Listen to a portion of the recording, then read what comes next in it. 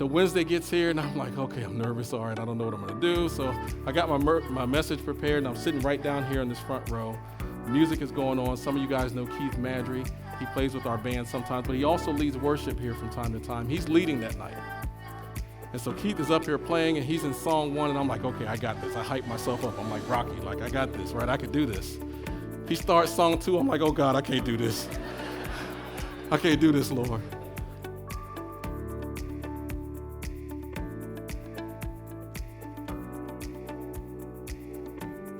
And I'm trying to figure out why I'm so scared, but this whole thing is like a dream come true for me, right? I'm like, I was called to this as a teenager. Not only that, but I had spoken in front of crowds before. But, leadership training doesn't carry the same weight as this. Like, there's nobody in eternity in jeopardy if you mess up on some Six Sigma stuff, I'm like, so I was nervous.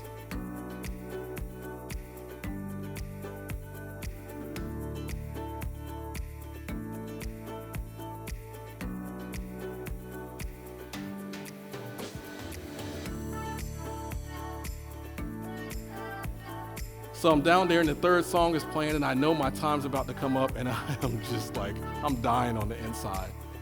And then this thought goes through my head. There's this story in scripture where God spoke through a donkey. And I'm like, well, if you did it once, God, Lord, can you do it again?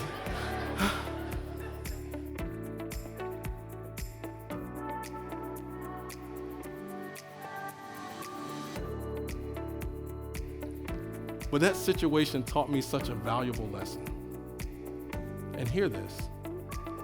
God is never going to call you to do something and position you to do something that he's not fully prepared to do in you and through you. God is not in the setup business. He's not trying to set you up for failure.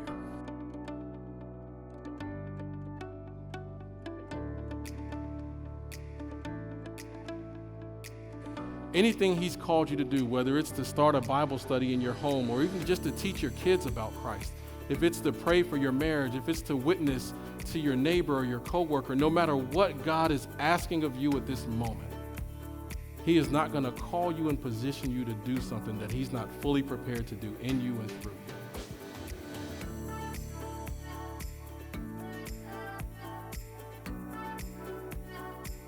Hebrews chapter 12 tells us that Jesus is the author and perfecter of our faith.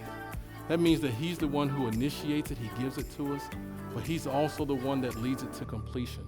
It's on him. We just need to be obedient and go along.